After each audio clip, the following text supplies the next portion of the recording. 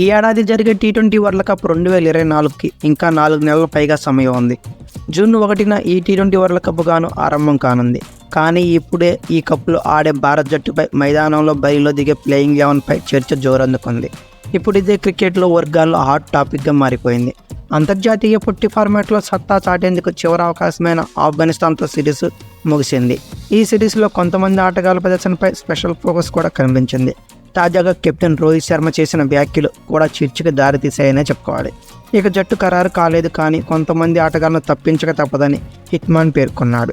అయితే ఈ కప్పులో ఆడే 11 మంది ఎవరు, పోటీలో ఉండేదెవరు, వచ్చేదెవరు, వెళ్ళేదెవరు? ప్రపంచ కప్లో ఆడబోయే 8 నుంచి 10 మంది ఆటగాళ్లు తమ మధ్యలో ఉన్నారని రోహిత్ శర్మ చెప్పకనే చెప్పాడు. ఈ కప్పు కోసం జట్టు 15 మంది ఆటగాళ్లను ఎంపిక చేసే అవకాశం కనబడుతుంది. ఇందులో నుంచి 11 మంది మ్యాచ్లు ఆడతారు.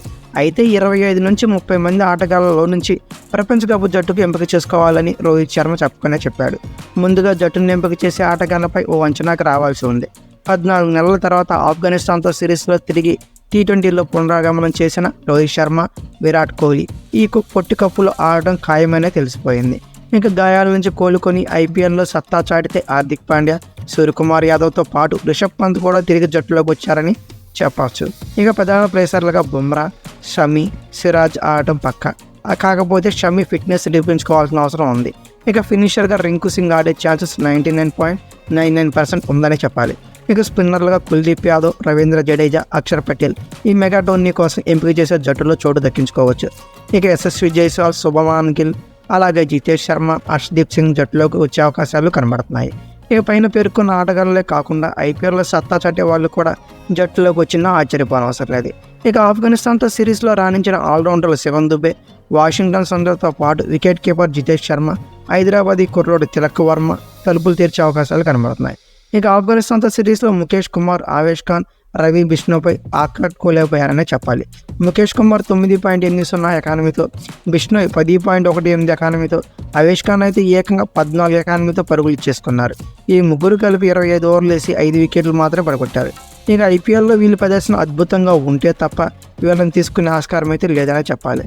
ఇక తుది జట్లు అనగా ప్లేయింగ్ లెవెల్లో ఎవరు ఆడతారనే దాని మీద తీవ్రమైన ఆసక్తి నెలకొంది.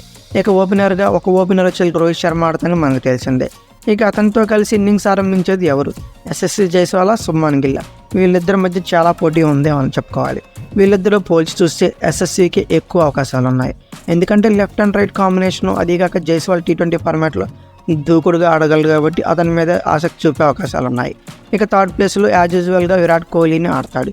ఇక ఫోర్త్ ప్లేస్ వచ్చేదానికి సూర్యకుమార్ యాదవ్ ఆడే అవకాశాలు ఉన్నాయి, అది కూడా ఫిట్నెస్ సాధించి వస్తే కనుక. ఇక ఆ తర్వాత రింకు సింగ్, హార్దిక్ పాండ్యా, రిషబ్ పంత్ ఆడే ఆస్కారం ఉంది. ఆల్రౌండర్ ప్లేస్ కోసం హార్దిక్తో పాటు శివన్ దుబే పోటీ పడుతున్నారు. కానీ హార్దిక్ వైపే మొగ్గు చూపే ఛాన్సెస్ కూడా ఎక్కువగా ఉన్నాయి. ఇక స్పిన్ ఆల్రౌండర్గా రవీంద్ర జడేజా, అక్షర్ పటేల్లో ఎవరు నాడించాలనేది జట్టుకు తలనొప్పిగా మారచ్చు.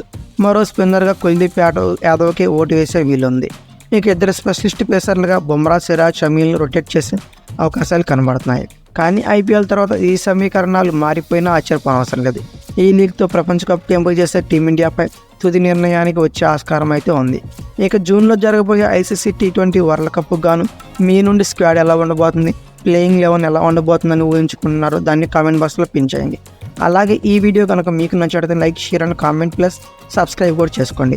అలాగే పక్కనే ఉన్న బెల్ ఐకాన్ నొక్కడం మాత్రం మర్చిపోకండి. ఎందుకంటే ఏదైనా వీడియో అప్లోడ్ చేయగానే ఆ కంటెంట్ మీకు రీచ్ అవ్వాలంటే ఖచ్చితంగా నోటిఫికేషన్ బెల్ అనేది ఆన్ చేసి ఉంచుకోవాలి.